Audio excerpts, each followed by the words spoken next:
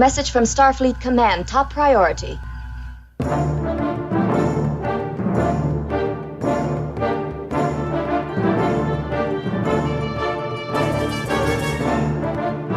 You are listening to the TrekRanks podcast, a member of the Tricorder Transmissions Podcast Network. This is episode 101, featuring Trek 101. Welcome, Star Trek fans. I am Jim Morehouse. I am the host of the TrekRanks podcast, and tonight we've got a very different topic for you. It's the 101st episode of TrekRanks, so we're calling this one Trek 101, and we're doing a topic that basically allows our guests to define their own lists on their own prime directive, so something personal to them. And it's going to be kind of informational, educational. It's an episode of TrekRanks that's going to help newcomers and veterans alike, I think, maybe think about Trek in a few different ways. So it's Trek 101, and we'll find out exactly where we're going to go with this topic in our prime directive section of the show in just a couple of minutes. But joining me tonight for this cool, unique topic, first up, she's back for her second go-around on TrekRanks, coming to us from the Wisconsin Expanse. It's Abby Summer. Abby, welcome back. Thanks, Jim. Always so thrilled to be here. Awesome. You were here about 10 episodes ago for Buzzer Beaters, which was a fun topic. It was. That was a good one. And back for his fourth episode of TrekRanks via the subspace corridor in the great sector of Pennsylvania, who came through for us in 2020. It is Thad Haight. Mr. Thad. Hi. Hey. I'm glad to be here as well. Good to have you back. Your first appearance is all the way back. I looked it up in episode 24, the top 5 scenes in a shuttlecraft. So that's going back quite a ways. And glad to have you guys both on for this unique topic. So let's get into our TrekRanks recalibration so we can get to it. Let's start with something small, like a recalibration of the EPS manifolds. As regular listeners will know by now, general order number 1 of the TrekRanks charter is that we love Trek. We love to rank Trek via some deep dive topics just to really get the conversation started. And remember, it's not about the ranks. That's just an excuse to talk about Star Trek. Because as Mr. Spock himself has said, our show is all about infinite diversity in infinite combinations, symbolizing the elements that create truth and beauty. No wrong answers. It's not about being right or definitive in any way. It's just about sharing the things we love about Trek, and we love it all from TOS to TNG, straight through to Enterprise, and the Kelvin timeline, now Discovery, Short Trek, Star Trek Picard, and Lower Decks as well. It's all fair game here on the TrekRanks podcast. Black alert. Black alert. And a reminder that this episode of TrekRanks is current through the 9th and 10th episodes of the 3rd season of Star Trek Discovery, which was that great 2-parter Terra Firma. And one final reminder that we use episodes as shorthand, but the 13 films are always in play as well. Have boosted power to the communications bandwidth. We appreciate that extra subspace amplification, Mr. Kim, and you can find TrekRanks on Subspace at TrekRanks.com. You can contact me directly on Twitter at TrekRanks or at Enterprise Extra, and you can call and leave us a message with your own picks at 609-512-LLAP. That's 609-512-5527. Okay, so to wrap it up, Abby and Thad, why don't you guys let everyone know how they can get a hold of you on Subspace? Abby. Best place to get me is on Twitter, and that's Abby M. Summer, SOMMER. Awesome. Serious Trek there. And Thad, likewise. How about you, man? Best place is also to find me on Twitter. I am at Tyrannicus. That's TYRANICUS. And I talk about Star Trek quite a bit. Wait a bit. 2 big nerds joining us. So we have 3 big nerds. All right. Let's get into our level 1 diagnostic to get into today's show. Run a level 1 diagnostic series. Come.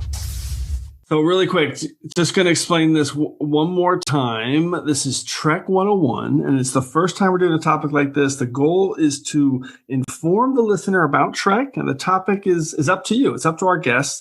So it could be 5 things I learned from Trek, 5 things I personally love about Trek, 5 times I used Trek in my life to solve a problem, 5 things I would tell a Trek newbie, anything you want. So the list is going to be a little more personal and, of course, be highlighted by a 1 episode pick that helps highlight that selection and what Trek means to you. So we're going to be all over the place with this one. It'll be interesting to see if we have any duplicates, but the topics are for sure going to be different, and I'm really excited to find out what those are in our prime directive right now with each of our guests.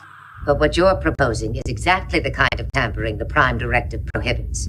Okay, so Abby, let's start with you. What's your prime directive for this Trek 101 topic, and how'd you come up with your list? All right, so my prime directive was a little bit lengthy because at first I was like, holy bananas, I have every single episode or movie on the table, and I had to really narrow it down.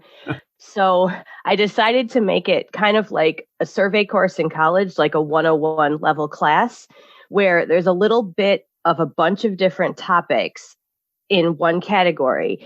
And it's an introductory kind of thing. And it makes you want to see if there's any one of those aspects that you really want to learn more about or take a deeper dive into. And I also set myself some more parameters to help narrow it down.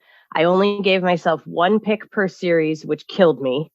And I wanted a mix of the old and the new, because you never know what's going to hit somebody.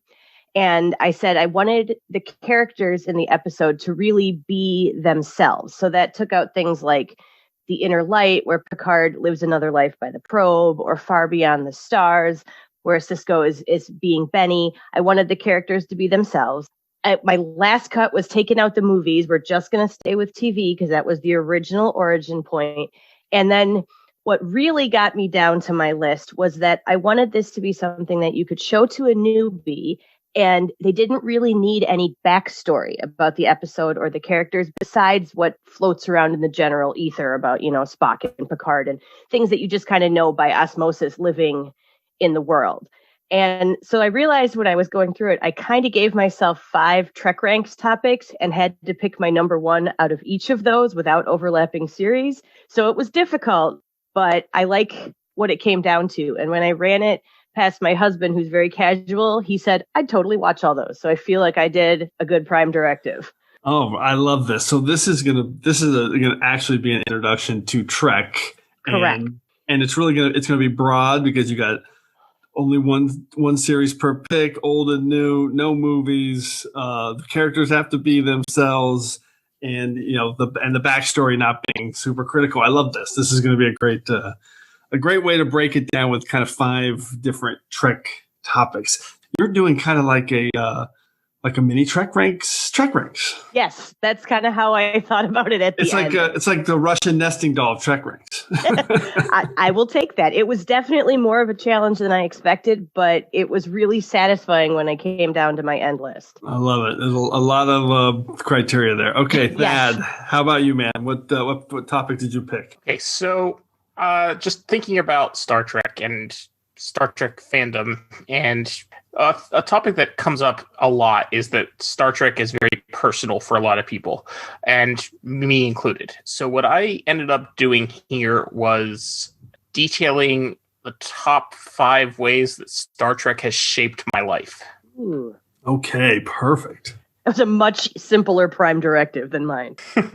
Or maybe Hey, no wrong answers. Simpler. Exactly. No, deceptively simple, I bet. Yeah, no, that's perfect. That's kind of no. It was actually really hard, especially picking specific episodes. I love it because that means it's a personal topic to you on how it shaped your life, and that's that kind of defines one of the reasons we thought of this topic to begin with, to make it really personal about the guest. So I can't wait to find that out from you, Thad. And then for me, I looked at this a lot of different ways, but in the end, I wanted to do something that I learned from Star Trek. So something that Star Trek taught me about myself, or maybe taught me to be myself.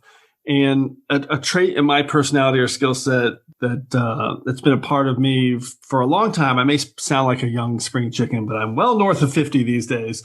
So I started thinking about something that I've used in my career and life to help me in that setting. And what I ended up with was basically something like, I'm not sure the exact framing of this, but top 5 things Star Trek taught me about respecting people, and maybe more specifically about not judging a book by its cover.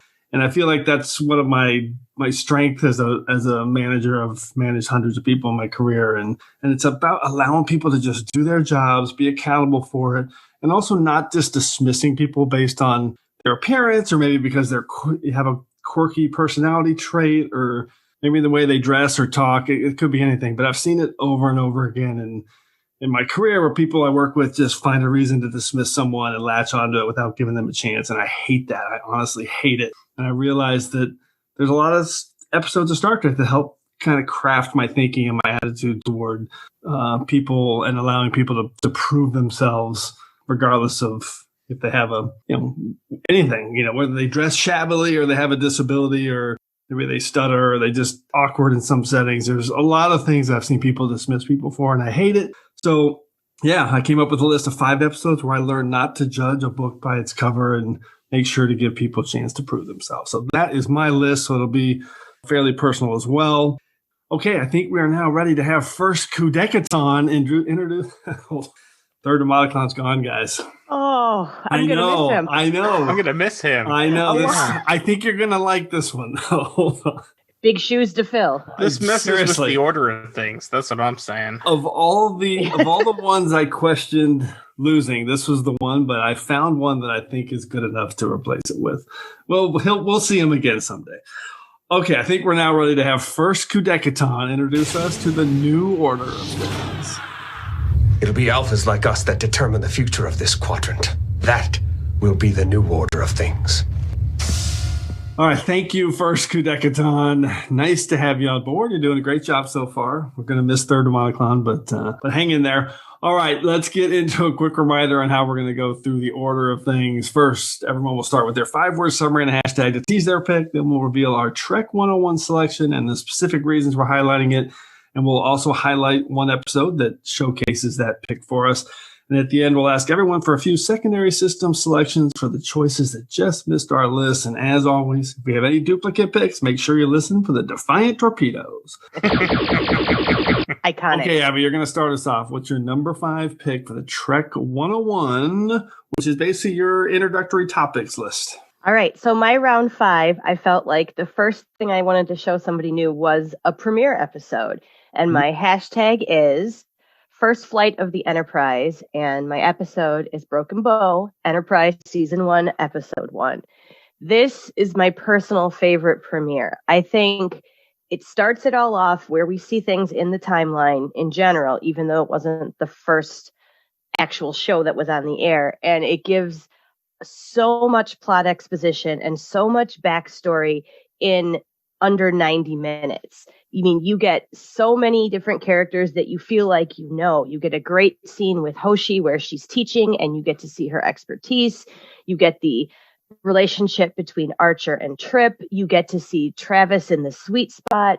You get Malcolm being his normal kind of slightly sarcastic self, but you can tell there's heart behind it. You get everybody. You get Phlox's smile, which is, the best bookend of a series, I think, that little bit there. You get to see a lot of our supporting cast in that first episode, and you realize that Admiral Forrest is not a badmiral. So I really like the fact that the first admiral that you see, if you're somebody new, isn't someone who turns out to be evil. Like, we don't need that trope when you're first learning about Star Trek. And I really like that even in this very first episode of Enterprise, you see T'Pol grow. She's my personal favorite character on Enterprise, and I like how she starts off and she's so stoic and so Vulcan, but by the end, she's really listened to the crew members on Enterprise and about what the mission to bring Klang back means to them and to Archer. And she goes with what Archer would have wanted as opposed to what the Vulcan High Command would have wanted in the end. And that growth in just one episode is so well placed that it's absolutely lovely. And we get so much of an introduction to Enterprise in general. We see the Grappler, the Captain's Mess, Phlox's Menagerie, all of that great stuff. And it's contrasted so nicely with the flashbacks to Archer and his father. And we get to meet the Suliban. Okay, I love this. A few quick comments. But I totally agree. The Suliban are so underrated. I love them. 2, the only thing I can think of, and you're so right how much is introduced in this episode and crammed into it. And there's also the great with the phase pistol where he's like, yes, this is setting for stun and kill. Don't get them confused. Mm-hmm. Best not to get them confused. I love that. And then I just love that this is the first pick of your list because I feel like your list is going to be like going to school. So I know you're a teacher, so that is fantastic. This is the first in a list. I love it. Thad, what's your take on this pick? Oh, I love it. I think it's a fantastic introduction to Star Trek. Seriously. And it's my favorite premiere as well. So still to this day, after 8, 9, 10 premiere episodes. Well, and just the premiere of the actual Suliban, when Klang is laying in the biobed in sickbay, and he's just raging in Klingon, and it's not even translating and making any sense, but all of a sudden there's this pause, and he goes, Suliban. And that's when you see them fall from the ceiling. Rumen! Suliban. That's cool. Yep. And that's a moment you remember. We can all hear that one word, the exact toning in our voices, or in our heads, that voice. We know it. It's a great introduction to Trek. I love it. Okay, Thad, let's get into your list. What's your round 5 pick for Trek that shaped your life? Okay, so my 5 words are all free or none free. # Star Trek has always been political. And my episode that I picked is The Drumhead. Ooh. So this episode is probably my favorite episode of Star Trek. And I believe it has just the powerful message of there are fundamental rights that are always important. And it is necessary to fight back when those rights are infringed. And that has, seeing this episode as a kid has, and this and so many other episodes of Star Trek have helped shape my own personal political views. And I feel like I would not have the same politics that I have today if it had not been for Star Trek. I mean, this is a perfect episode to emphasize that. I mean, it's literally an all-time classic. The witch hunt aspect of it, the McCarthyism of it, you still see it today. It's kind of terrifying. But I agree with you completely. This was a very formative episode for, I think, anyone watching it with an open mind, trying to learn and gain some knowledge. Abby, what's your take on The Drumhead, an all-time classic? This is one of my favorite episodes of TNG as well. It is so well done, and it's so interesting because you get to see all the tiny steps that suddenly turn into a landslide, and see how none of those steps on their own seem like they could be dangerous, but when you take them all in succession like that, what can happen? And people who are normally in control losing their control because of it. And that's, if there was ever anything that was applicable to now, that would be it. Admiral Satie has left the Enterprise. We think we've come so far. Torture of heretics, burning of witches, all ancient history. Then, before you can blink an eye, suddenly it threatens to start all over again. I believed her. I helped her. I did not see what she was. Mr. Worf, villains who twirl their mustaches are easy to spot. Those who clothe themselves in good deeds are well camouflaged. I think after yesterday, people will not be so ready to trust her. Maybe. But she, or someone like her, will always be with us, waiting for the right climate in which to flourish. Spreading fear in the name of righteousness. Vigilance, Mr. Worf. That is the price we have to continually pay. So interesting that this was so many decades ago, yet still rings so true in the same way and different ways now. It's a great episode. Yeah, and the political side of it, Thad, you're so right. It's like when you think about Admiral Satie, who's probably done a lot of good for the Federation and probably shares the same ideals with a lot of people, but the slippery slope, and she gets trapped in kind of her own web of just kind of seeing things her way and manipulating them to her. I mean, man, that is exactly what we've seen in these last 4 years of Trump politics. And the right wing and Republicans twisting themselves to be like, no, this is good because it's Republican. Sorry. I mean, it's just the truth. Sugarcoat anything. Yeah, I said this in the last episode. There's this two sides crap is not something I'm going to not speak about when one side is Nazis. One side's the side of Nazis and the other side is not. So, all right, 2 weeks in a row, Morehouse. Shut up. Okay. Let's go to... Nobody's arguing with you, so I think you're good. Somebody out there is turning this off right now, but that's okay.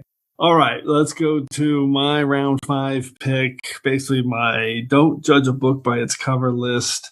5 words and a hashtag. This is not necessarily my number 5 pick. It probably would be my number 1, but I've talked about it so many times on TrekRanks. I'm just going to get it out of the way. 5 words and a hashtag. Fair chance to redeem yourself. Hashtag a spider under the table. And of course, it is TNG Season 7, Episode 15, Lower Decks. It's Picard giving Cedo Jaxa a fair shot. I've talked about this one a lot. It's basically a perfect episode of Star Trek. It has everything in it. And I just love that it's a perfect example of somebody saying, I see some good here. I see quality despite what others may think about somebody, Cedo Jaxa, and Picard stepping up to make sure she's on the Enterprise, give her a chance. And of course, the backstory here is that she was part of a cover-up of an accident at Starfleet Academy in the first duty and had to, pay for it at the Academy. So I just love everything about this episode. I love the way Picard challenges her and then tells her that the reason she's there is because he wanted to make sure that she got a fair chance. And I've seen that a lot in my life, and I just think it's a really important way to approach people and problem solving. I didn't ask you here because I was assessing your qualifications for the ops position. I don't understand, sir. I was harsh with you because I wanted to assess you for a very important mission. A mission that could put you in a situation that would be far more unnerving than a dressing down by your commanding officer. Can I ask what that mission is, sir? Join the senior officers in the observation lounge at 0900 hours. We'll discuss it then. Yes, sir. And Ensign, I do know why you ended up on the Enterprise. I asked for you. I wanted to make sure that you got a fair chance to redeem yourself. Thank you, sir. So, Abby, what's your take on Lower Decks? That is a fantastic episode and one of the highlights of Season 7 TNG. And it was the first time that we had really seen the other side of the coin on the Enterprise. And that was such a revelation and yet so normal at the same time.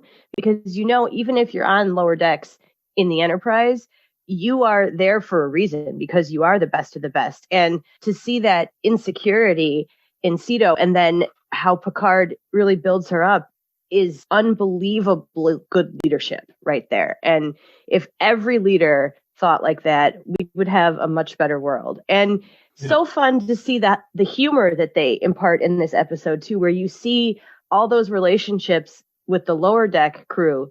That's like the bridge crew, and seeing how wonderful they are with each other and how deeply everybody cares is a really nice way to see that the ship really is one big family. Well, I was going to close by saying that, but I'll say it really quickly now that it is the first time I rewatched Lower Decks since the animated series Lower Decks came out.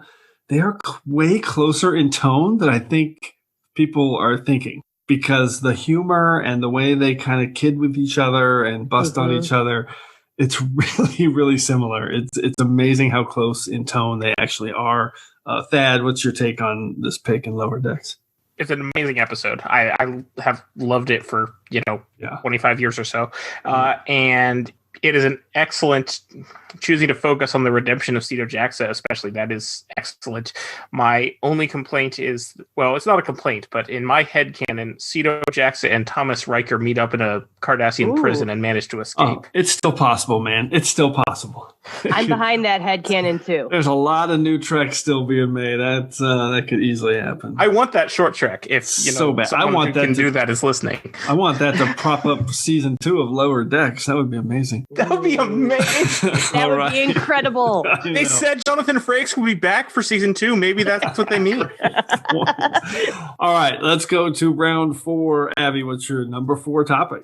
All right, so my topic for round 4 was a time travel episode, because you can't talk about Star Trek with a newbie without doing that. I love it. And my hashtag is "You've Never Been in Love." And my episode is Magic to Make the Sanest Man Go Mad, and that's Discovery Season 1, Episode 7. Now, I felt like it was really important to put a Discovery entry on my list because it is one of the more modern Treks, and it's probably the one where you can see all the technological advances in the effects the most, but it also has such emotional heart behind it.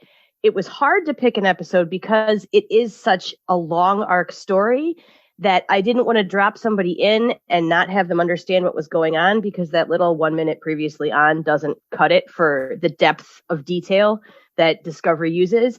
But this episode is as close to a standalone episode as Discovery gets, and I love it. I mean, it's as classic as Cause and Effect in TNG. They blow up the ship a zillion times in this episode, and every time you feel it. But this episode has so much good character development and strong performances from all of our people, but it also has another great amount of humor. And that's one of the things I wanted to think about with all 5 of my picks, was bringing some of the fun of Star Trek into every pick for my newbie. It's not just all serious.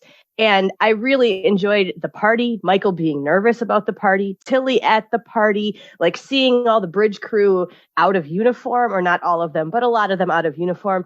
That was fun.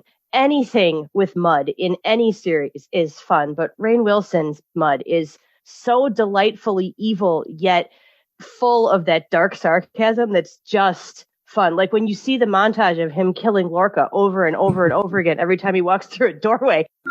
What's happening? You've been cheating. Passing notes in class to save your friends. Well, whatever you think you've come up with, I'll find a workaround. I'll keep resetting time until I do. Nobody beats Mud. The editing is brilliant. The humor is there, but you also feel the urgency the entire time. And even though a time loop is a very common sci-fi story and has been done in Star Trek over and over again, this one has the Discovery twist with how we have a crew member that exists outside of the normal time stream. So, you know, when Stamets waves at the end, he goes, "Yeah, it's me." That's just so perfect. And seeing his evolution into this episode, where it starts with, yeah, he's been a little wonky lately, to he saved the whole ship and remembers all of those time loops, which is something else.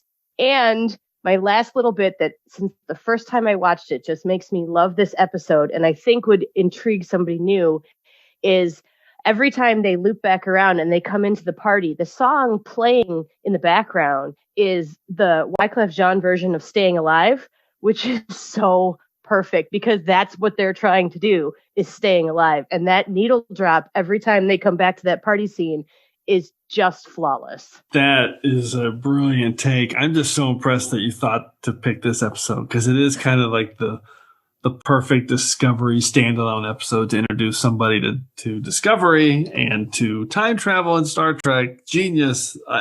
This episode is absolutely perfect. It's number 6 on my Discovery list at TrekRanks. I love it. I didn't know that about the song. That's super cool. I have to listen for that now. You'll never not hear it now. Which I didn't know that was it's a remake of Staying Alive by the Bee Gees. Mm-hmm. Oh. Yep, it's a remake of Staying Alive by the Bee Gees by Wyclef Jean. Yeah, that part I didn't realize. So, Dad, what's your take on Magic to Make the Sanest Man Go Mad? Well, once again, it's an amazing episode, and I really do love it. And yes, I think it's a great showcase of the time travel and fun that Star Trek can have. Well said. Good summary. Oh man, I love this. I really want to just stop recording and go watch it right now. It's that good. Thad, what's your number 4 pick on your list of things that shaped you? Okay, number 4 pick. 5 words are: don't forget how to care. # social commentary Trek is best Trek. And it's DS9's past tense. Oh, yes. So much in the same way that I would say that Star Trek shaped my political beliefs, Star Trek also shaped a lot of my social opinions and how I view the world. And past tense, I saw that when it first aired when I was, I think, 8 or 9. And just seeing that, the conversation that Sisko and Bashir have, where Bashir can't understand how a society could stop caring about its people, has always had a lasting impact on me. And I have always tried never to get to the point where I will not care, and that I will always support the lifting up of people who are not in a fortunate position. I love that. And this pick personifies that as much as any episode of Star Trek ever. It's perfect. It's number one for me on Deep Space Nine. I love past tense. It's crazy how prescient the episode has been over the last literally 25 years. It's scary. It's really scary. We're only a couple years away from it at this point, and I could see it being a documentary. At some point, the timeline will diverge. At some point. Abby, what's your take on past tense and its social commentary? Oh, this is a lot of what my husband and I rewatched this recently, and we were talking about this, and we rewatched it because I made a comment one night with everything going on with the virus and separating parents and kids together. I was saying, you know what, when the Bell riots happened, I'm not surprised. And he was like, wait a minute, what? And so we watched it and we had almost the exact same discussion. That's so cool. Yeah. And it was one of those things where you're like, I watched this the first time, I'm like, there's no way. But you're surprised sometimes by what people don't seem to care about. And one of the reasons I love Star Trek is because our people always care. And they are always going to be there. Even if it infringes on their personal lives, they're going to do what's right. And I wanted to put this on my list, but I thought that the whole Cisco becoming Gabriel Bell kind of just didn't quite fit my prime directive. So I'm so glad you picked it, Thad. That's true. It does. It doesn't fit your prime directive in that regard. That's funny. One of your 6 elements of your prime directive. Oh God. Yes. All right, let's close out round 4 with my number 4 pick. Not judging a book by its cover, giving people a chance. 5 words and a hashtag. You'll follow Starfleet uniform code. Hashtag aboard this ship, ensign. And it is, the episode is actually the next phase from TNG season 5, episode 24, but it's Riker learning to accept Ensign Ro. And this is just a specific moment that I'm picking because I always love it.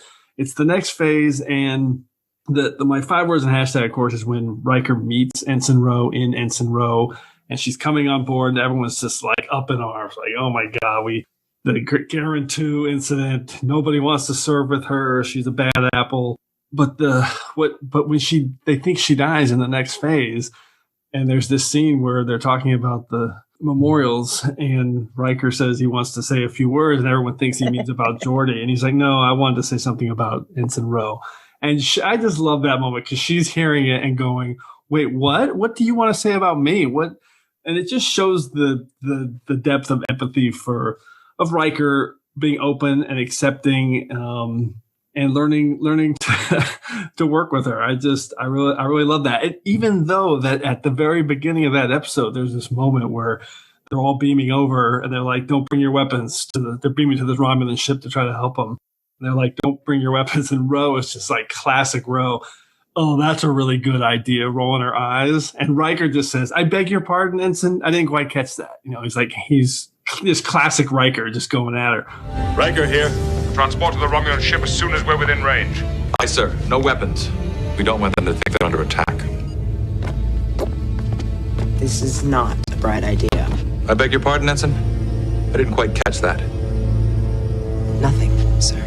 You could just tell how much he respected her in the end, and I just love that he wanted to step up and be the one that talked about her. A great lesson, just respecting people. There are a lot of different ways to do things in terms of, Ensign Ro, her means might have been a little rough around the Starfleet edges, but her ends were always really good until she betrayed everybody in preemptive strike. But we're not talking about that right now. Okay. Thad, what's your take on Riker eulogizing Ro and respecting her in the next phase? I love it. That's going to be my response to every one of these, probably. But yeah, no, Ro was a fantastic character who added a lot to TNG, and also the very existence of Ensign Ro helped set up the existence of Deep Space Nine. So the growth of Riker's opinion of her, starting in Ensign Ro to even in Preemptive Strike, he's you can see that he's grown a lot and has a lot of respect for her. And even when she pulls the phaser on him and he's there to kind of monitor her, you can tell he's like, I get it. He's like, this sucks and you're wrong, but I get it. In that moment. Riker does. Picard doesn't, but Riker Picard doesn't. but Riker is kind of like understands. Abby, how about you? I love this pick. I love Ro. I had a friend growing up who that was her favorite character in all of Star Trek. And I really appreciated that because this is growth. And when you talk about the next phase, she had the exact reaction that I would have had about Riker's eulogy when she and Geordi are at the funeral and they're shooting off the Romulan disruptor and she goes right up to his face and he can't see her. And she goes, well, I guess I'm never going to know what you're going to say now. And she shoots him right through the head. I'm like, yeah, because I want to know what he says too. Yeah. Commander, there'll be a memorial service at 2300 hours. Mr. Data is making the arrangements. I'll be there. Me too. In fact, I might like to say a few words. You did know LaForge longer than any of us. Actually, I was thinking more about Ensign Ro. Me? When you're ready, coordinate with Mr. Data. Wait a minute. What are you going to say about me?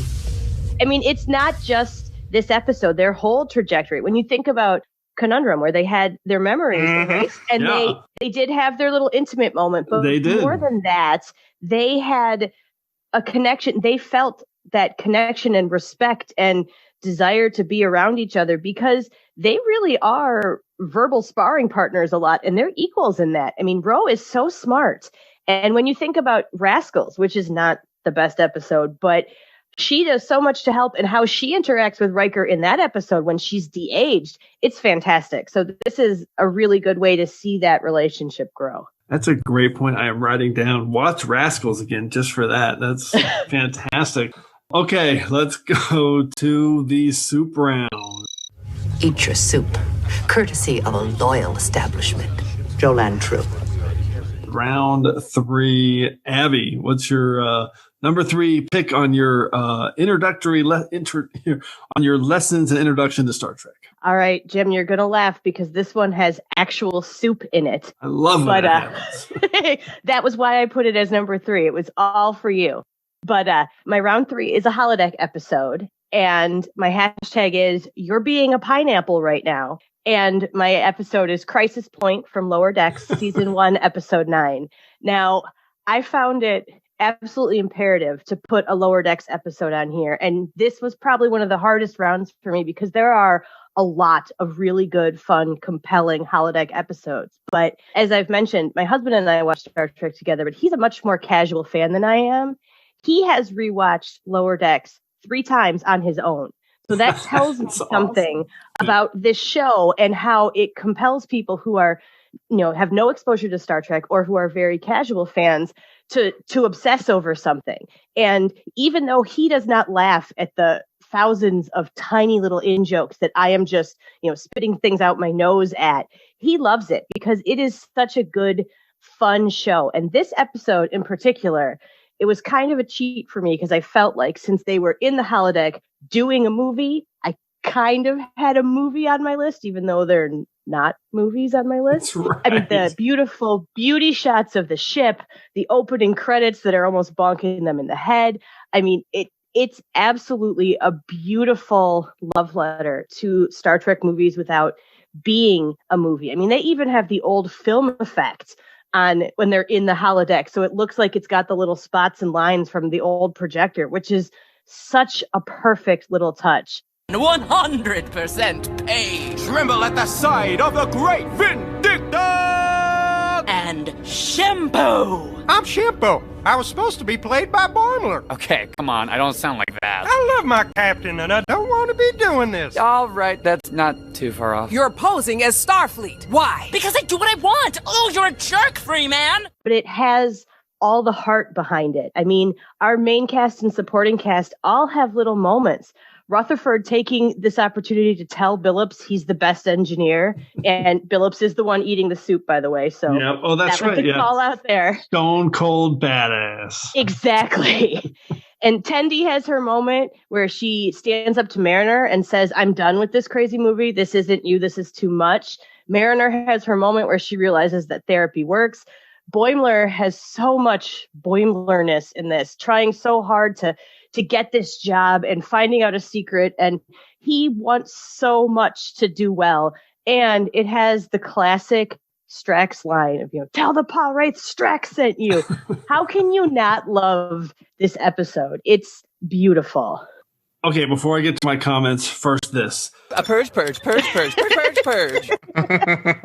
That was Ensign Boimler celebrating the first ever Lower Decks selection on Trek Ranks, not including our Lower Decks episode.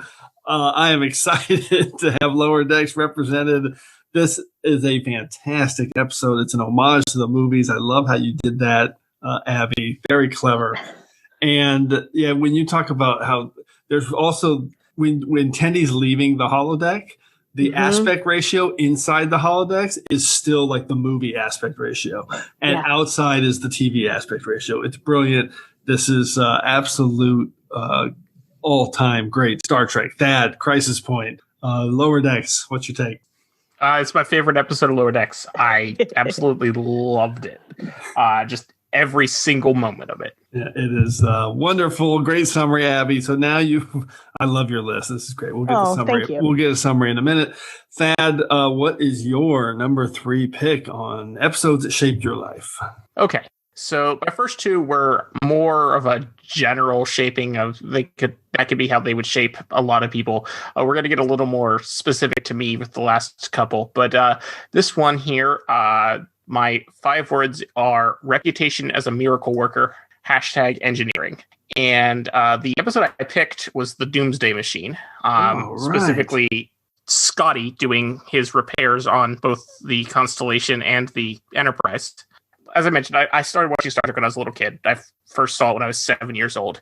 And I think Star Trek, watching some of my favorite characters were always the engineers, like Scotty. And then on TNG, I loved every single scene that Geordi and Data had together.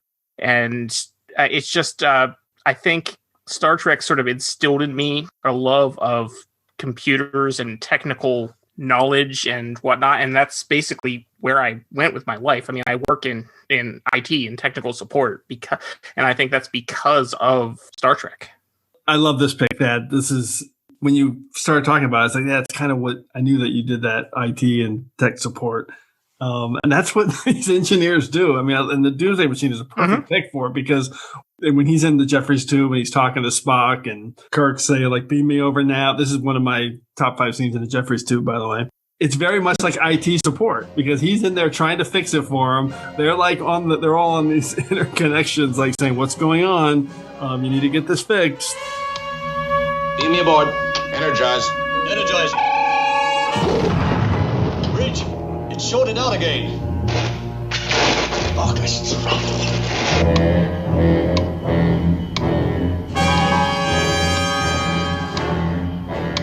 Gentlemen, beam me aboard.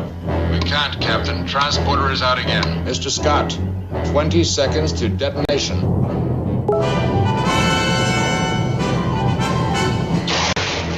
Mr. Scott.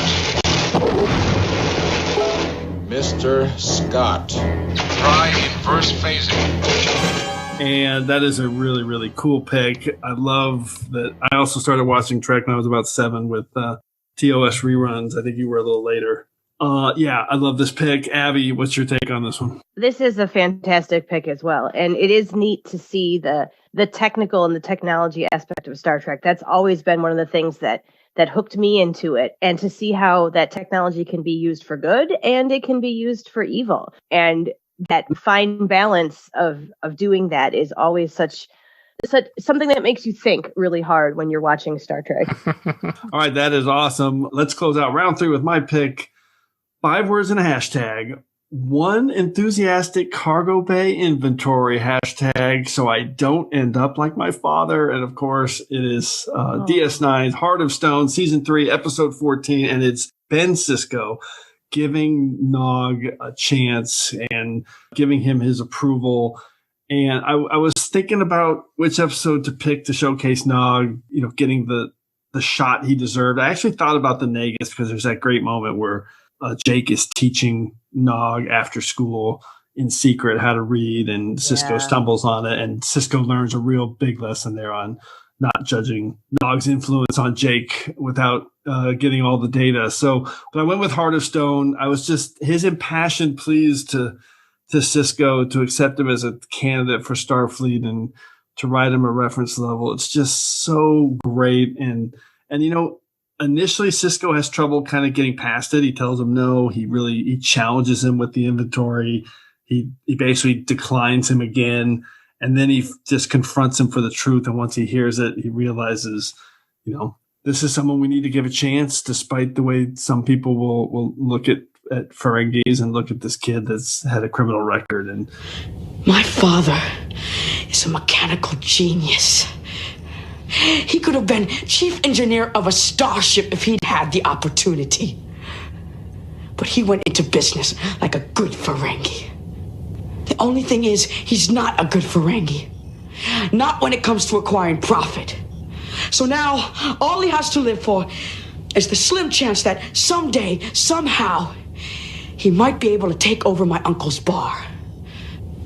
Well, I'm not going to make the same mistake. I want to do something with my life. Something worthwhile. Like joining Starfleet? I may not have an instinct for business, but I have my father's hands and my uncle's tenacity. I know I've got something to offer. I just need the chance to prove it. And I love this moment even more now because, honestly, this led to a career worthy enough to have a ship named after him 700 years later. In the future. Yes. So cool. The USS Nog featured in Discovery Season 3. So cool. I love Nog. Everyone knows that. And this is a great showcase for this. Thad, what's your take on Nog and Sisko and Heart of Stone? I love it. That's I get that's going to be my response every time. No, Heart of Stone. That B plot is honestly better than the A plot in that episode. Of course, yeah. And I even like the A plot in that episode too. But it's fantastic, and I love the entire arc of Nog's trajectory through that show. I was just thinking, I just recently watched Favor the Bold, and it just makes me think that's the episode where he gets his commission as an ensign, and he's showing his new uniform to O'Brien, and O'Brien says he didn't realize that Starfleet was that hard up, and obviously that's a joke, and I just I love it. It's so great. Abby, what's your take? That's a lovely choice. I mean, Nog could possibly have the best arc of any character in all of Star Trek. It is beautiful, and to see his growth, and especially this episode, because he is a young man. I mean, when you think about it, this is like him trying to go to post-secondary school when he just learned how to read a couple of years ago. And it is wonderful to see how open-minded they can be, and that I don't want to end up like my father moment hits you in the feels every single time, just the way it's said. And when you see Sisko's face react to that, just the depth of that, and from then on, their relationship is in a different footing. And that's a really cool thing to see. Yeah, and I always like to clarify that when he says that, he's not denigrating Rom and his father. No, not at all. He's saying that the guy could have been, he knows that he was capable of being an engineer in Starfleet and just didn't have the right opportunity and path, which Sisko gives Nog. We love it. All-time great character.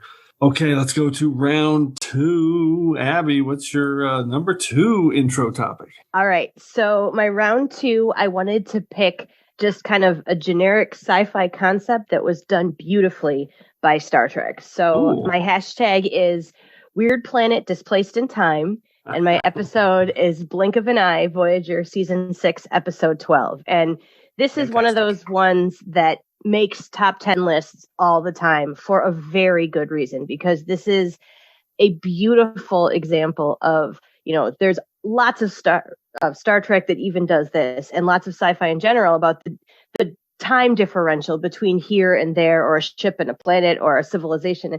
But no one does it quite like this. And to speak about the guest cast in this, they go through so many different time eras, and all of the guest cast from the very beginning when they're, just learning how to give their offerings to the gods, supposedly, and all the way up until when they're more advanced than Voyager itself. everybody is believable. There isn't a moment where you go, well, that guy was all right. No, they're all great. And Daniel Day Kim as Gotana Retz is absolutely perfection. And I think that this episode is nice too because it gives us a lot of very short little pairings of our main cast, some that we get a lot and some that we don't. Like we get a nice B'Elanna and Janeway moment. We get a nice Chakotay and Kim moment. We get a nice Chakotay and B'Elanna, Seven and Naomi. We get all of those little bits interdispersed with the actual story that's going on the planet. And you don't feel like you're lacking in either one. And some really nice character development for the Doctor in just a couple lines where he had a roommate and a son. And those are, 5 or 6 lines of dialogue, but it shows how when he was down on the planet for those 3 years or 10 seconds, depending which end you're on, how much he grew. And that's a really nice little bit. And I have to say, it was nice to have Chakotay have something to really do and have a really big part. It really stands out to me as being not a Chakotay episode, but he's great in this episode. And in the end, that last scene where you see Retz on the planet as a very old man watching the Voyager star disappear from his sky is perfect. It's just a full story and it's a full circle and it's just a lovely 45 minutes. Well, I just love that one of your topics was like a really intense sci-fi concepts. That is an awesome way to introduce Star Trek because there's so many great ones, which is why we do our high concept series. Mm-hmm. And Blink of an Eye is definitely one of the most popular episodes in TrekRanks history. It's number 1 for me for Voyager at TrekRanks. I love it. Thad, what's your take on Blink of an Eye? Blink of an Eye is also my favorite Voyager episode, and I couldn't think of a better choice. Yeah, it's really, really cool. Great breakdown. Okay, Thad, how about you, man? What is number 2 on your list of episodes that shaped your life? Okay, my 5 words are everyone belongs and is welcome. #obsessed with Voyager, and it's the Voyager episode Pathfinder. Oh, awesome. To get somewhat personal here, I am on the autistic spectrum, and growing up as a kid, I was the weird kid that no one liked, etc., etc. And the character of Reg Barkley meant a great deal to me.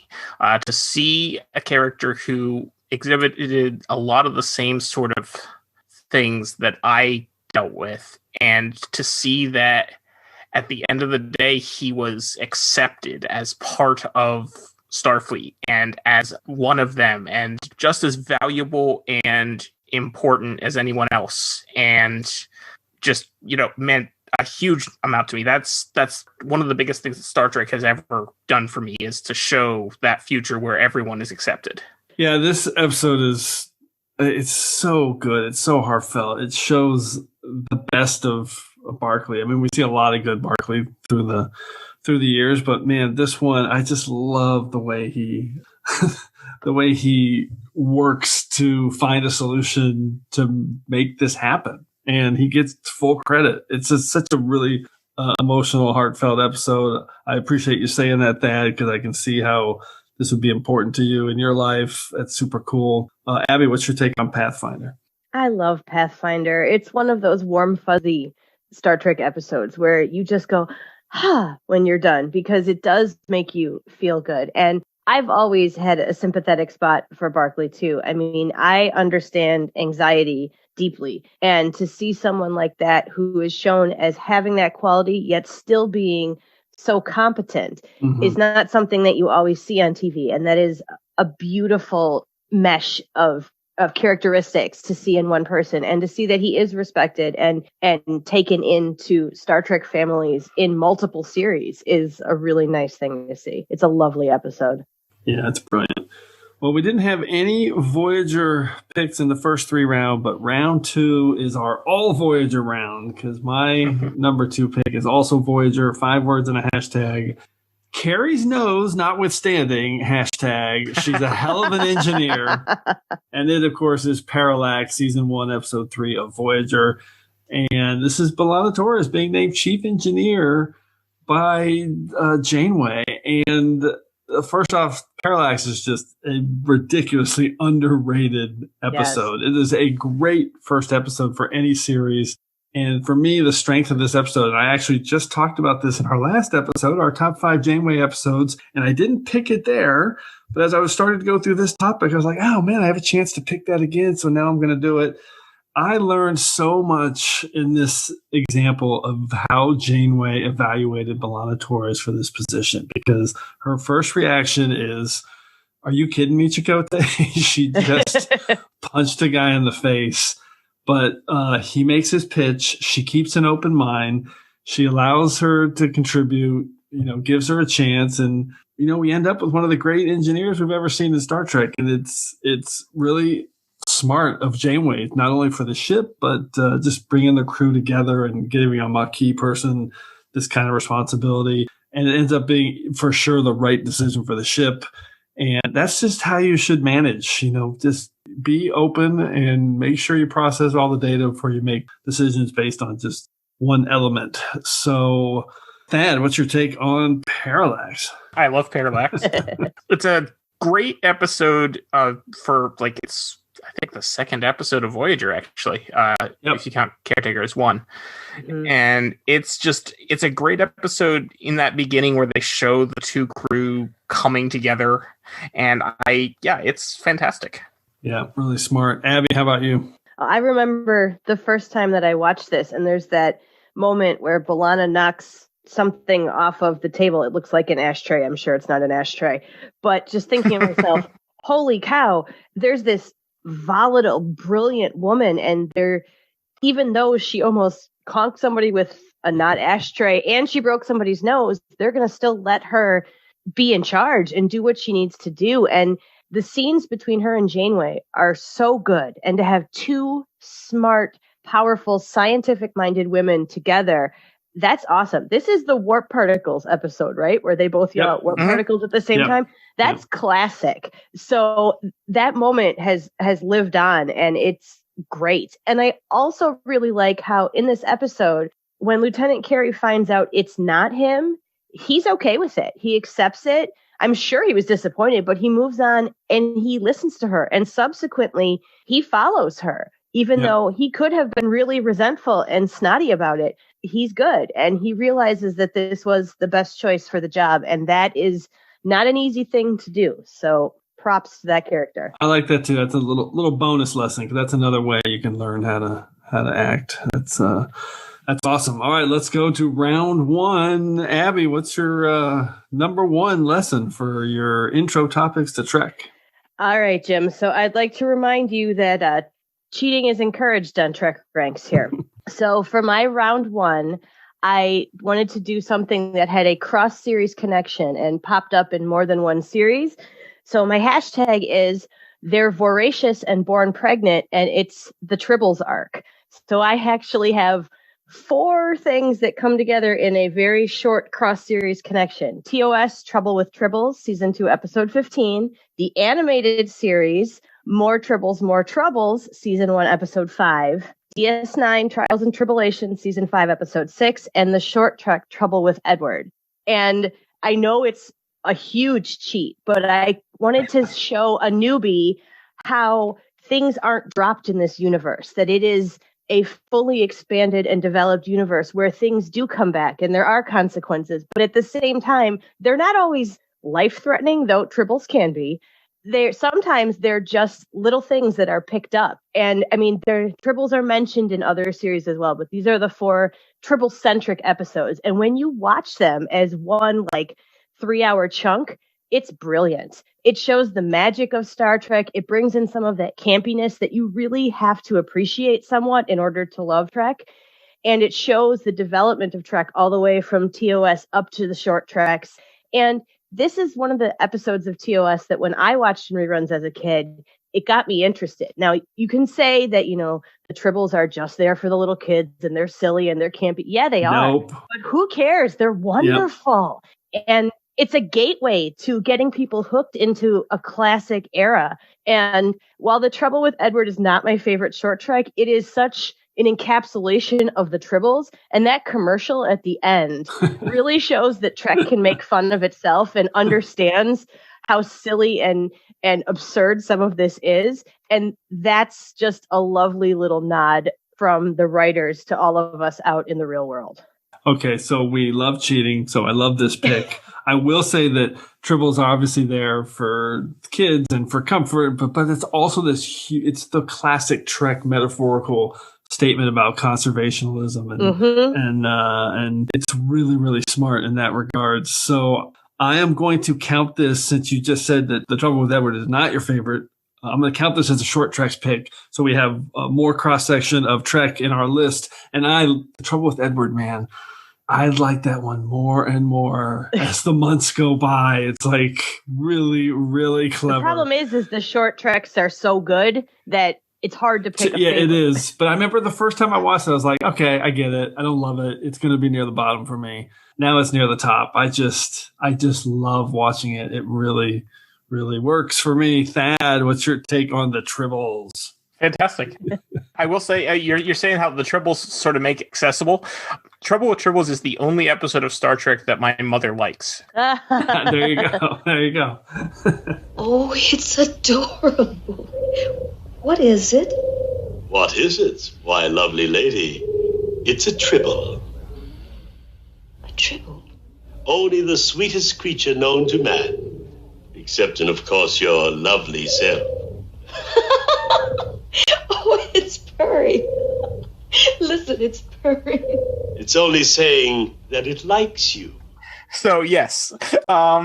What's not to like about The Trouble with Tribbles? It's fantastic. And Trials and Tribulations was an amazing love letter to that. And The Trouble with Edward has funny moments. I don't like it quite as much as other people, but I do admit that it has some funny moments. Well, and I have to say that watching the original series and then DS9 back to back is so perfect. It's just, it really deepens the story. And as much as the animated series doesn't get love, when you watch that after having watched those two back to back, you really do see some of the strengths of the animated series. And you can see how they're pulling some of those threads to try to get this story into a very short amount of time and to aim it towards a slightly different audience. More Troubles is worth it, if only for the scene of Kirk pushing the giant Tribble out of his captain's chair. I was going to say that I like the Glommer. So that too. Yes. All right, let's go to your number one pick, Thad, on your list of Trek that shaped your life. I want to say one final thing about More Troubles. Actually, I really enjoy the scene where you see the Glommer trying to get on top of the giant Tribble and it can't. Yes. Yeah. Yes. Okay. Anyway, my number one is a huge cheat. Like, there's not even like any universe where this is a legitimate answer. But my 5 words are: Star Trek fandom is family, # here in the place where I belong. And technically I'm going to list this as what we left behind looking back at Star Trek Deep Space Nine, the DS9 documentary. But I could also say that it's just all of Star Trek, the entire franchise. So this part, because again, we're talking about how it shaped my life. And for me, I've always been a Star Trek fan, but I have not been involved with the fandom and with everyone else in the convention scene, etc., until recently. And that was because of the DS9 documentary. When they were doing their crowdfunding for it, one of their tiers was to get tickets to Star Trek Las Vegas and to get a private meet and greet with the cast and crew of the documentary, which is what I did, and that was amazing. But the fact that just going to STOV that year, like, opened my eyes to this entire fandom. And like, I wouldn't be on this podcast if I hadn't donated to that documentary. And was that the year we met? Did we meet at that STOV? No, we met the year later? We met in person the year after that. I met like 3 people that year. But yeah, because I didn't get on Twitter until after that. I didn't join Star Trek Twitter until after that. It was because of that, because some of the people that I had met were on Twitter, and then that's when it sort of exploded. But that year, it was that whole thing, and I would say the Star Trek fandom has become an enormous part of my life. In years that aren't 2020, I go to several conventions every year. I have made lifelong friendships with many people because of this fandom. And like I said, I don't have a specific Star Trek episode to go with this, but Star Trek as a whole has impacted my life significantly in the last few years just because of this fandom.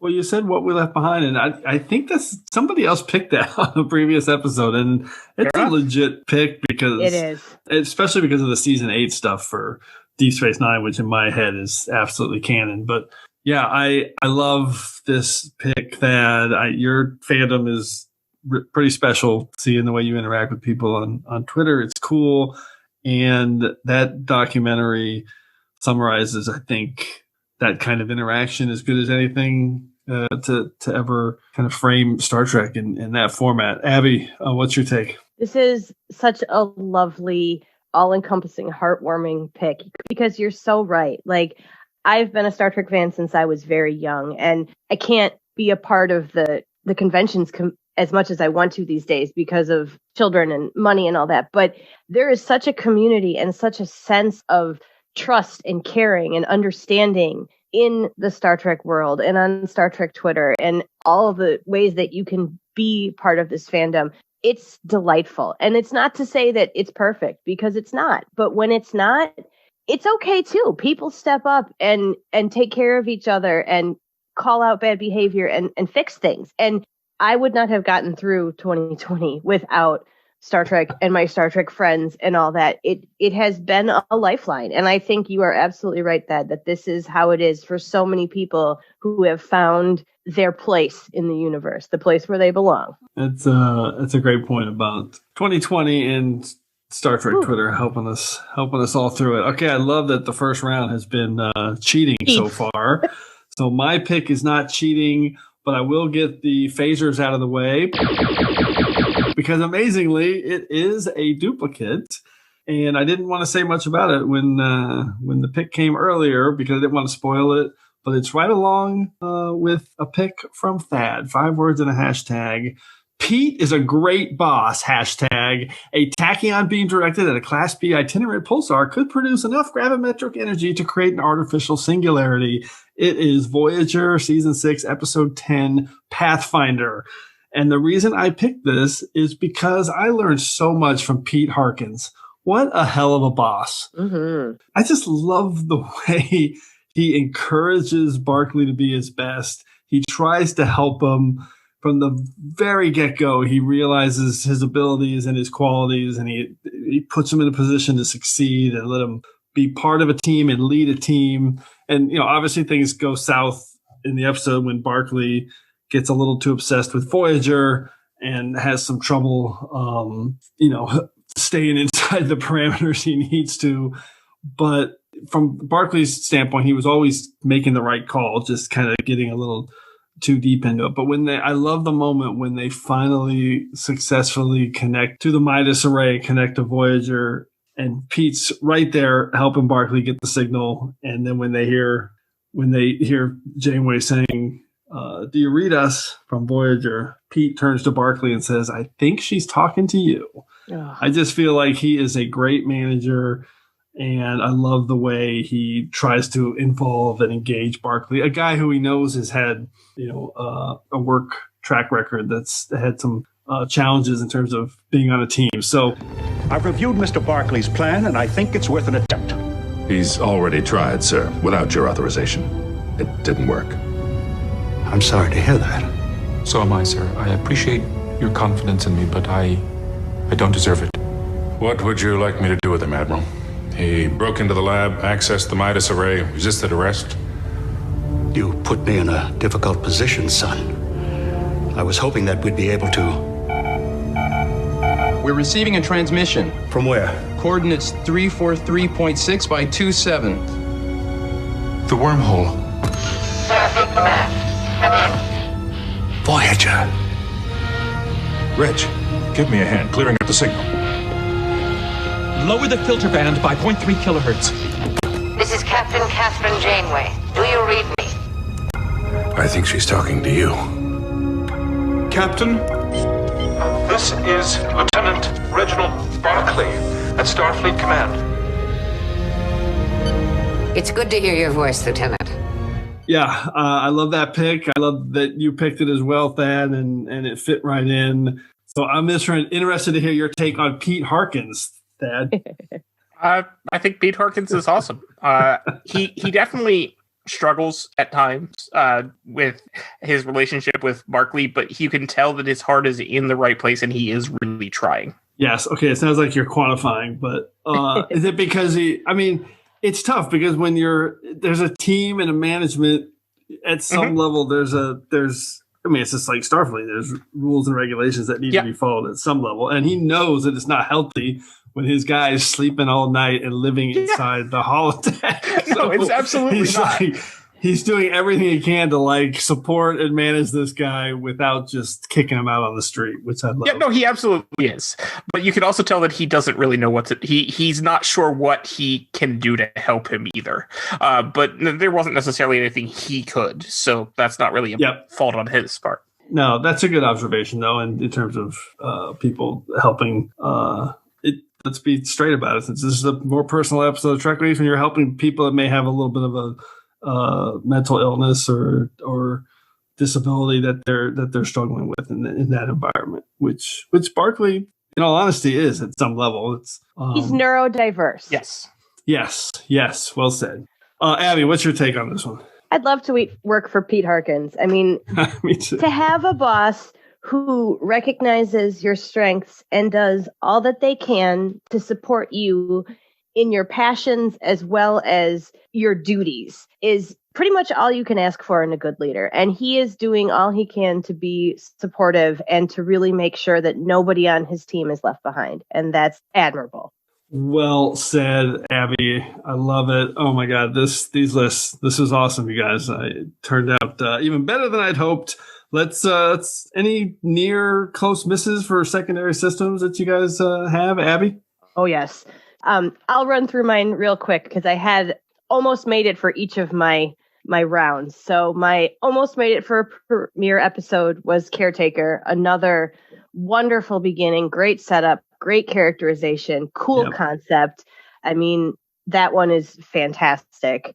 My almost time travel episode was City on the Edge of Forever, which is such a wonderful episode and so many layers. I know it's been discussed on Trek Ranks over and over again, but again, a classic top 10 episode for a reason. I thought you were going to pick it when you doing your 5 words. That was good. Yeah, it's a fantastic episode. And again, it shows the heart of Star Trek, which I think has come through in all of our picks, that there's so much heart in all of this. My almost holodeck episode was Ship in a Bottle from TNG, which was probably my hardest cut because I absolutely adore all the mind bending in there. And another Reg Barkley moment in there, to really show him popping up and at the end where he's trying to end the program. It's perfect. Yeah. And my almost sci-fi concept was Who Watches the Watchers from TNG, which I think is that great episode of, people with enough tech seem like gods. And that's a very interesting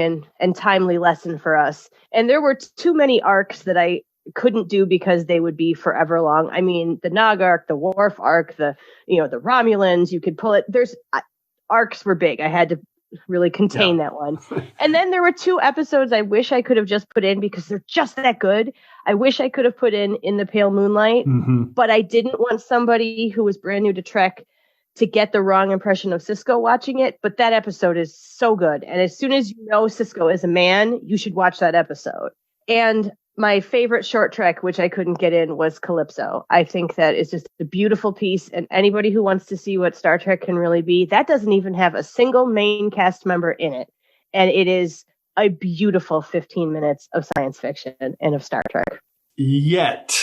But who knows with Zora? Who knows? Zora could be connected deeply, and I hope that happens. I love that. Calypso would be great for your list. In the Pale Moonlight would have torpedoed your list because that would not be. That would be that's not a good one to intro anybody. No, it's a fantastic episode, but I know that's why it fell in my category of I just wish I could have put this one in. It's so good. But Thad, how about you? Any other the secondary systems picks for you?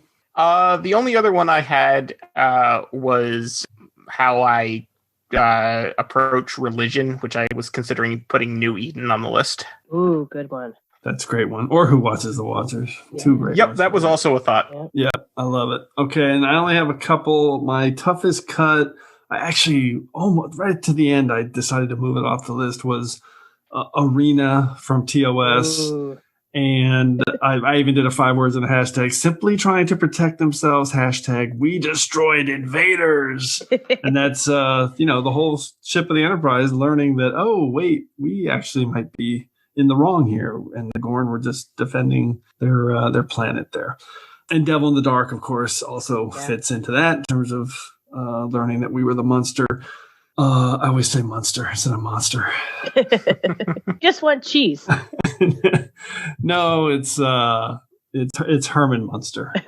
And 2 other picks, I had Tam Elbrun and Tin Man, because I think he was misunderstood and Data was really the guy that cut through on him. And then special shout out to Harry Kim. He doesn't need anybody to choose my friends for me, excepting Tom Paris at the beginning of Caretaker. A wise choice. That's a lovely little bit. Yeah, that was. I really love it. These lists were awesome. Super cool way to dive into Trek in a little bit of a different scope. So appreciate it, guys. Let's get into our regeneration cycle and go through some stats and a quick recap of our picks. Computer, activate regeneration cycle. Alcoves Beta and Gamma. Okay, quick recap of our picks. Abby, run down your list of 5. My round 5 was a premiere episode, and it was Broken Bow from Enterprise, Season 1, Episode 1. My round 4 was a time travel episode, Magic to Make the Sanest Man Go Mad, Discovery, Season 1, Episode 7. Round 3, a holodeck episode, was Crisis Point from Lower Decks, Season 1, Episode 9. Round 2, best sci-fi concept, Blink of an Eye from Voyager, Season 6, Episode 12. And my big cheat, Round 1, cross-series connection, the Tribbles arc, TOS, Trouble with Tribbles, Season 2, Episode 15. The animated series, More Tribbles, More Troubles, Season 1, Episode 5. DS9, Trials and Tribulations, Season 5, Episode 6. And Short Trek, The Trouble with Edward. I love you really went there and listed off all your Tribble episodes. Fantastic. Yeah, they're all good. But like you said, you had basically one from every series. I got everything in except TNG and Picard, and that was driving me nuts in the shower this morning. I'm like, can I figure it out? I couldn't. That's awesome. That's awesome. All right, Thad, break down your 5. My number 5 was TNG Season 4, Episode 21, The Drumhead. My number 4 was DS9 Season 3, Episodes 11 and 12, Past Tense. My number 3 was TOS Season 2, Episode 6, The Doomsday Machine. My number 2 was Voyager Season 6, Episode 10, Pathfinder. And my number 1 was the Deep Space Nine documentary, What We Left Behind, looking back at Star Trek Deep Space Nine. Fantastic. So you basically had 2 DS9 picks, if we count that documentary, and then 1 each from TNG, Voyager, and TOS. And my list of episodes that help kind of shape the way I judge people and work with people and manage them. Number 5, it was from TNG, Lower Decks with Picard and Cito Jaxa. Number 4, The Next Phase from TNG with Riker and Ensign Ro. Number 3 from Deep Space Nine, Heart of Stone, Cisco and Nog. My number 2 pick was from Voyager, Parallax, Janeway and B'Elanna Torres. And my number 1 pick from Voyager, Pathfinder with Pete Harkins and Reg Barkley. Okay, so if we don't have too many stats, we had 1 duplicate, so that is pretty cool. Our series breakdown, we covered a lot. There were no films and no Star Trek Picard, but everything else got a mention. We had 1 from TOS, Enterprise, Discovery, Lower Decks, and Short Tracks, because that's the one I'm counting from Abby's cheat. And then 3 each from TNG and Deep Space Nine, and 4 from Voyager. So we really covered everything in our Trek 101. I love that. And I will say I was starting to track this because we had so many picks that were amongst my top 1 or 2 on TrekRanks. And there was 5 different episodes that were either the number 1 or number 2 episode on TrekRanks mentioned in their respective series. So that's pretty cool. Okay, we're done with that. Right now, we have entered into a temporal distortion. So before we can depart, it's time to hear from you. The temporal distortions are fracturing space-time throughout the ship. Cause? Unknown. We definitely know the cause, Tuvok. It's all the amazing feedback that we continue to receive from our listeners here at Trek Ranks. And this week's temporal distortion is truly a major temporal distortion, because as I was going through my super organized record of voicemails and feedback that we get, I found one from over a year ago that we haven't played yet that I somehow misplaced. So it's not super organized, Jim. And it's an awesome one. It is from our friend of the show, Deb Moltisanti at Silverdoe25 on Twitter. She left us a voicemail about a year ago for the topic Top 5 Meta Trek References, which was episode 71 from December of 2019. Super fun topic. And here is Deb's awesome voicemail. Hey, Jim. It's Debbie Moltisanti at Silverdoe25. I just finished the meta episode of TrekRanks. I had my list ready, so here we go.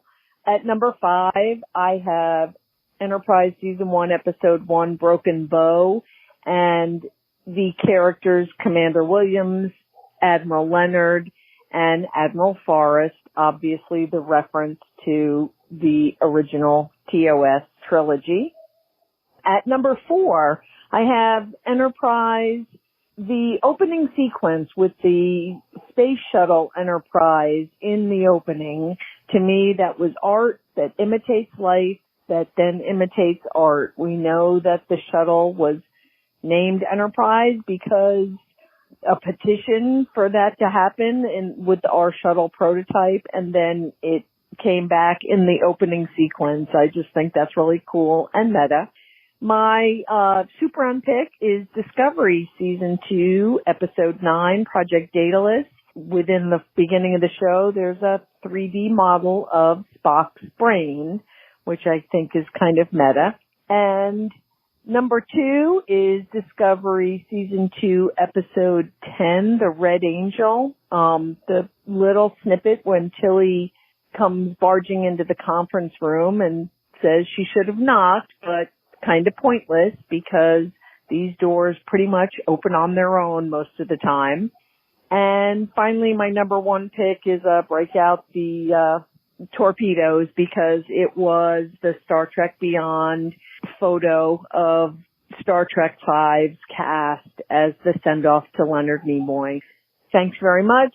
It was an awesome episode. Fantastic list. I love Deb's picks there. I especially loved her number 4 pick, which was the original Space Shuttle Enterprise, which was art imitating life, imitating art, a cool meta pick. And of course, her number 1, the Star Trek V cast photo that was used as a send-off for Leonard Nimoy in the great Star Trek Beyond. Awesome list from Deb. So once again, those picks definitely good enough to clear ourselves from this week's temporal distortion. So as always, I want to thank everyone again for all your great responses to the Trek Ranks podcast. Please keep your list coming to me at Trek Ranks on Twitter so we can retweet them. But we also want to hear from you. So put together your own Trek 101 list or a list from any of our past shows and give us a call at the Tricorder Transmissions at 609-512-5527. That's 609-512-LLAP. So hopefully we'll hear from you so you can be featured on the next episode of Trek Ranks. And on the next episode of Trek Ranks, it's that time again. It's the end of Star Trek Discovery Season 3. So we're doing our usual Trek Ranks breakdown of the most recent season of Trek. It's the top 5 Discovery Season 3 moments. So Abby and Thad, if you had to choose one moment from this amazing season of Star Trek Discovery Season 3, what would it be, Abby? All right, I have to go a little bit more general because I know you usually do like an element of the show. The costuming this season has been impeccable. So absolutely impeccable. And like, I can't remember an episode where I haven't turned to my husband and said something about somebody's costume there. And I cannot wait for the cosplay to come out of this season. And like, I think particularly about when they went and saw the president of Naval first, her whole collar and so good. The neckline, it was so Vulcan, yet so different with the Romulan shoulders and the details. Like if you watch that from behind and you see it from behind for maybe 10 seconds, it's incredible. It was absolutely incredible. So the costuming this time, if it doesn't win an Emmy, then somebody's not paying attention. I was going to ask you for an example, but you could not have come up with a better one. Oh. The president of Navarre's Yes. outfit is incredible, amazing, and I love the Admiral Vance and all the new Yes. Starfleet uniform. Super cool, and I love Book's outfit. I could keep going. Thad, how about you? Pick one thing from Star Trek Season 3, Star Trek Discovery. I've got to pick my girl Grudge the cat. Yes! All right. Grudge, say no more. She's a queen. Indeed. Outstanding addition. She is a queen. All right, so before we wrap it up, a huge thanks to Abby Summer and Thad Haight. Great to have you guys both on the show. I was wondering if you could show me how to access these subspace communications logs. Me too, Neelix. Any final Trek subspace communications for either one of you guys want to depart before we leave, Abby? I just want to say thank you again, Jim, for having me on. This is always such an honor and so much fun and such the best homework. We always joke on Twitter that TrekRanks homework is the best homework, but it really is. And it came at a great time of the year for me to have this little pick-me-up. So thank you for being part of my Star Trek community. Awesome. We love to hear that. Thad, I know you were tweeting about TrekRanks. I can't say anything better than what has just been said. So there we go. Fantastic. All right. You guys were awesome. Great show. I want to thank everyone again for engaging with us here on episode 101 of the TrekRanks podcast. As always, I want to close by saying I'm looking forward to standing with you again here in this place where I belong. I can't tell you how many times a veteran has come up to me and they would say, that show helped me. It helped me when I came back. It helped me get through, whatever the individual was dealing with. And that's powerful.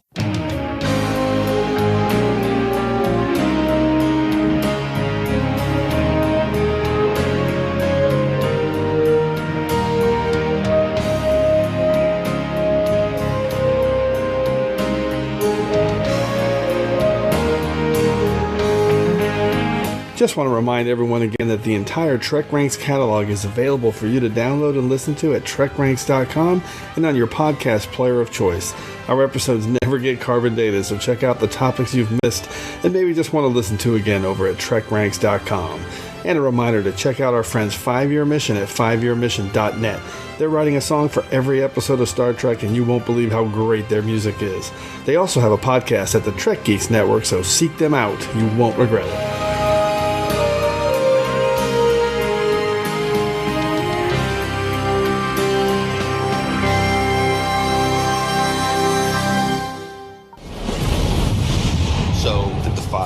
Blows up, killing Nog. We kill Nog.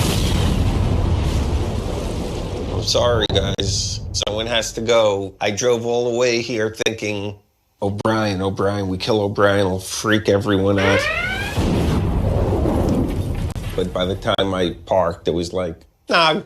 Damn it, Ira! Don't kill Nog! Jesus Christ! Bullshit.